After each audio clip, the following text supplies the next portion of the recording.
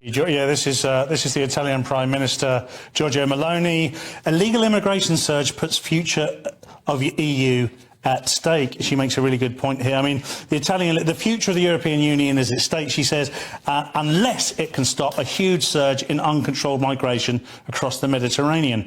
The Italian Prime Minister said, no, we think we have it bad on the English Channel, and you know it's not ideal.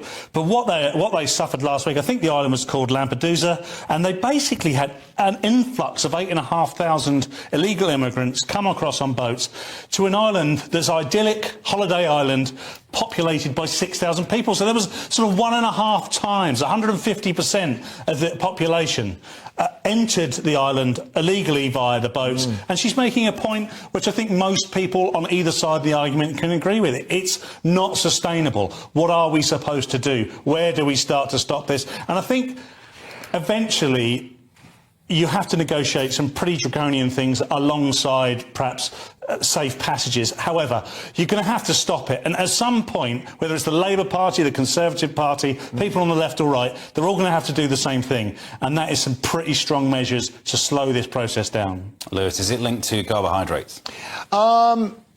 Yes, in a way. In a way, the more carbs that people eat, the more mental they become, and the more weak they become, so they're not able to fight off this kind of thing.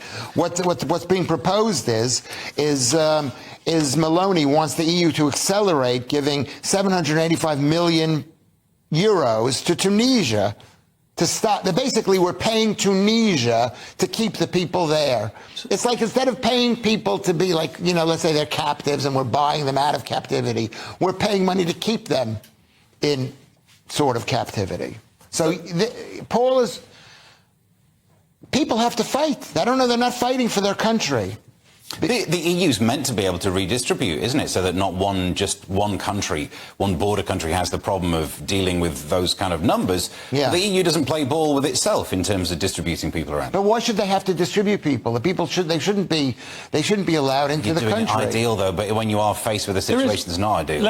Let's also remember, you know, just for context, there is legal immigration in the sense that, you know, there are people fleeing certain conditions, and we agree globally that they should be able to do so. This isn't the problem that we're facing. There's kind of this economic immigration now where people are going, okay, this is what we want to do, this is where we want to go. And we'll be allowed.